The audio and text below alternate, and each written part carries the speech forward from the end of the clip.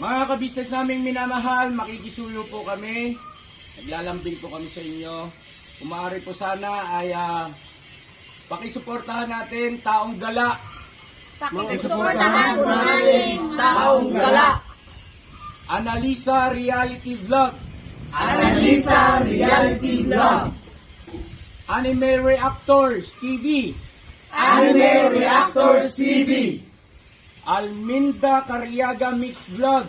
Alminda Cariaga Mix Vlog. Ma'am Fleurs Channel. Ma'am Fleurs Channel. PLC Katangay Vlog. PLC Katangay Vlog. Kalingap Turak. Kalingap Turak. Alright? Alright. Bira! Business baka samantalahin ko itong pagkakataon na to. Kung po pwede po sana, lalambing ako sa inyo. Supportahan niyo po yung Anime Reactors TV. Solid ka business po yan.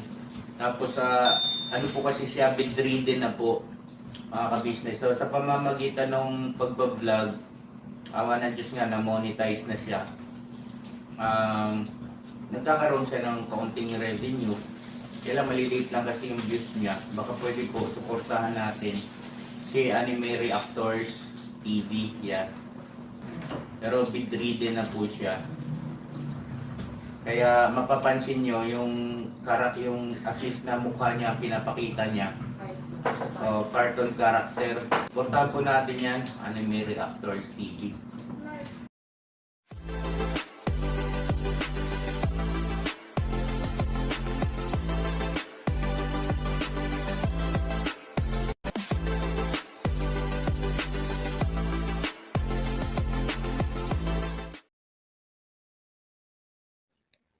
Hello guys, mapagpalang araw po sa ating lahat. Narito pong muli ang inyong lingkod, Anime Reactors TV. At sa mga hindi pa po nakaka-subscribe dyan sa aking munting channel, ay baka pwede naman pong makipindot na po na subscribe button. At makilike and share na rin po ng aking mga video. At patuloy din po natin suportahan ang Mag-amang Ka-Business Official at Papa Dins TV.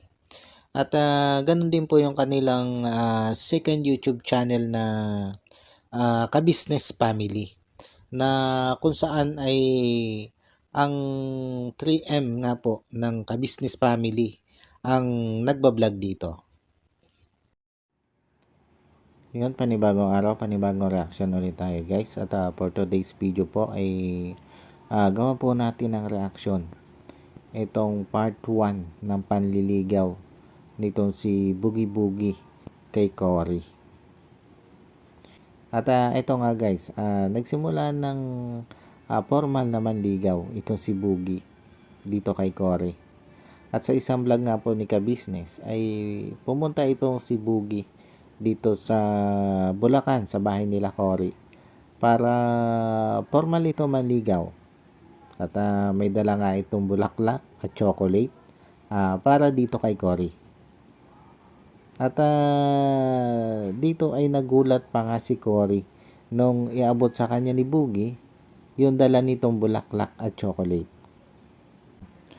At nang mayabot na ni Boogie itong dala niyang chocolate at bulaklak dito kay Cory, ay pinapasok naman ni Cory itong si Boogie dito sa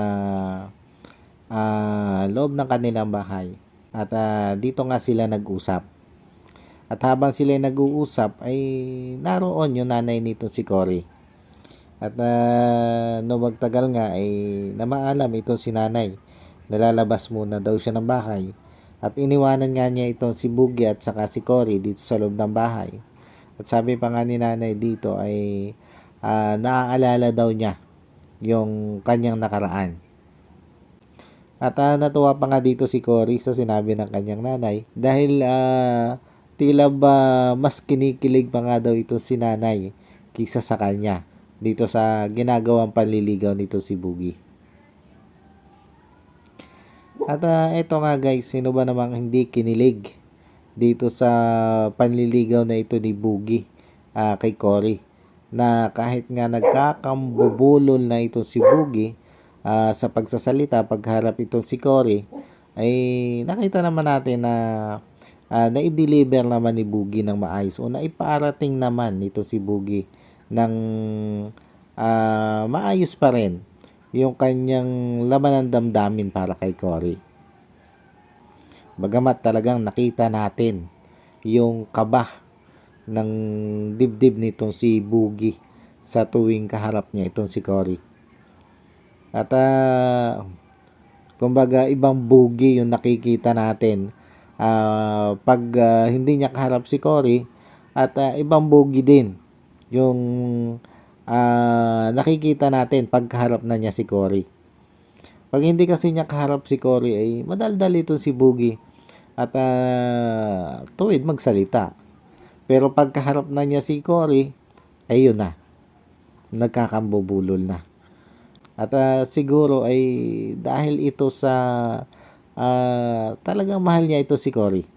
Kanya naman daw talaga pag nagmamahal isang tao eh. Pag harap mo yung taong minamahal mo, ay name-mental block ka na. Marami naman ang nararanasan nito eh. Kumbaga hindi lang naman si Boogie ang nakaranas ng ganito. At dito naman kahit nagpabulol-bulol nga ito si Boogie, ay na-entertain din naman ito ni Cory ng maayos ito si Boogie. At maging tayong mga manonood ay talaga namang na-entertain din dito sa tambalang corgi. At kita din naman natin na talaga namang may chemistry itong dalawang ito. At masasabi nating bagay na bagay talaga itong dalawang ito. Yung mga bawat the moves nitong si Boogie na nakikita naman natin na dalang-dala talaga itong si Cory sa mga the moves nitong si Boogie.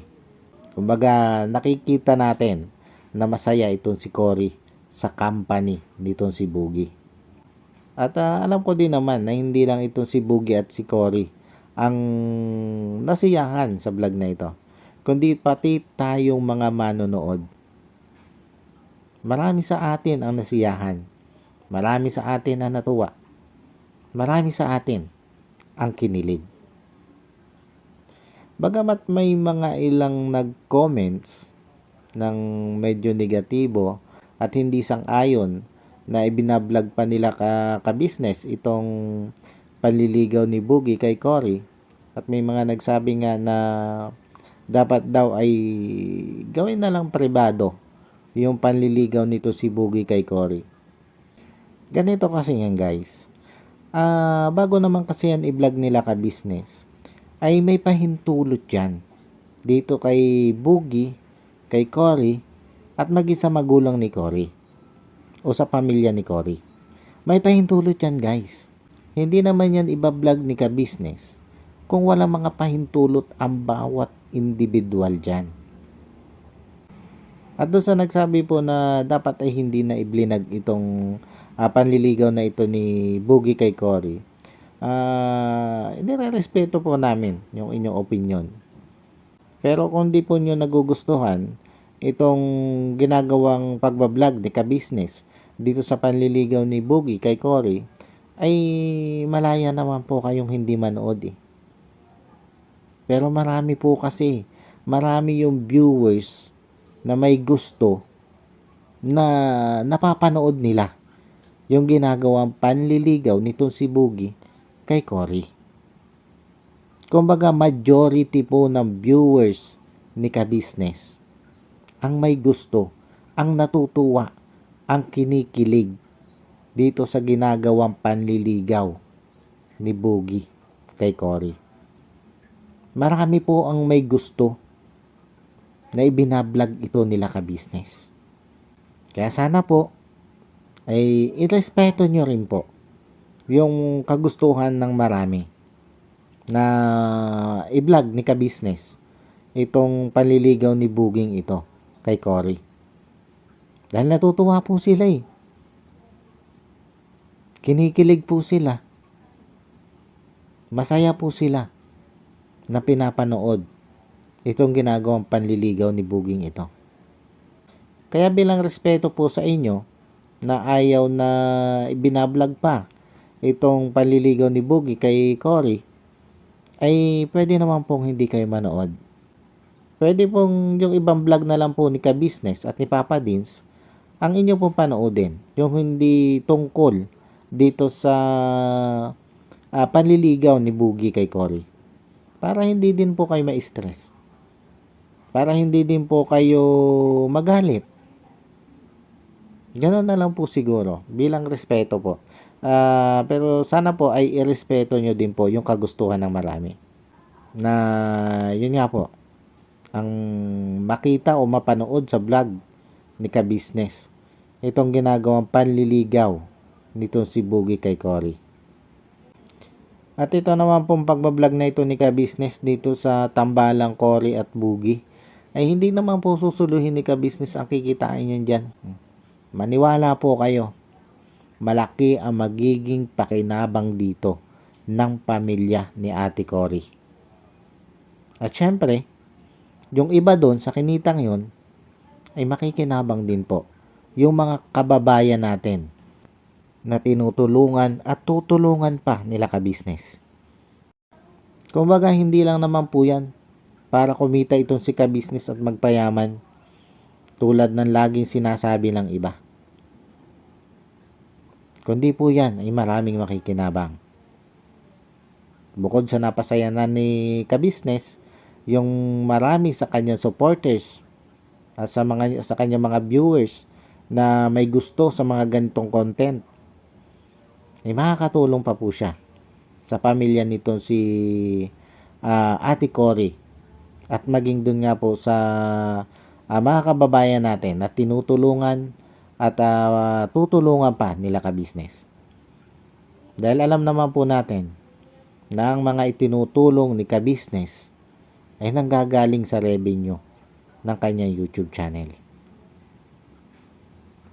Kaya siguro po halip na i-bash natin si Ka-Business kung bakit ibinablog pa niya itong panliligaw ni Boogie kay Cory, ay suportahan na lang po natin. Suportahan na lang po natin si Ka-Business sa kanyang mga vlog. Kahit pa patungkol ito dito sa panliligaw nito si Boogie kay Cory. Suportahan na lang po natin kaysa po i-bash natin. Maging masaya na lang po tayo. Lalo na dito kay Boogie na nakikita naman natin kung gaano ka-in love dito kay Cory. Ang ipanalangin na nga lang po natin ay magustuhan din ito si Cory, ito si Boogie. Para naman sa bandang huli ay maging happy ending ang kwentong ito. At maging masaya ang puso nitong si Boogie. Paano guys, hanggang dito na lang muna ulit po. At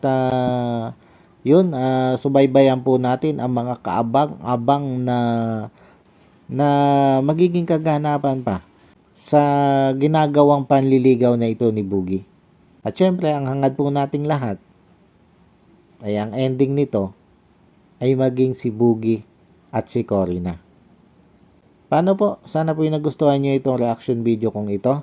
At asahan nyo po na may mga susunod pa akong reaction video patungkol dito. Dahil part 1 pa lang po tayo. Kaya nga po, may ka-upload pa lang na part 2. At syempre, hindi ko pa naman pwedeng reactionan yan. At abangan nyo ang aking magiging reaction sa part 2 ng kwentong ito. Paano po? Maraming salamat po sa patuloy pong sumusuporta at patuloy na nanonood sa aking mga upload video. At sa mga hindi pa po nakaka-subscribe dyan, ay baka pwede naman pong makipindot na ng subscribe button at maki-like and share na rin po ng aking mga video. At yun, bago po tayo magtapos, ay gusto ko lang pong i-shout out itong si Ma'am Nerissa ng New Jersey. Shout out po sa inyo, ma'am. At ganun din po kay MK Inday Okray. Shout out po. Vlogger po yan si MK Inday Okray. Pa-support din po sa kanya. At shout out din po dito kay SimplyNet 25 official channel. Shout out po sa inyo, ma'am. From Dubai po yan. At yun, muli po ay maraming salamat po. At God bless po sa ating lahat. Anime Reactors, shoutout po. Suportahan natin yan si Anime Reactors TV. Yan, pakisupport po natin. Siya po ay isang bedridden na mga ka-business. Check nyo po yung kanyang YouTube channel, Anime Reactors TV.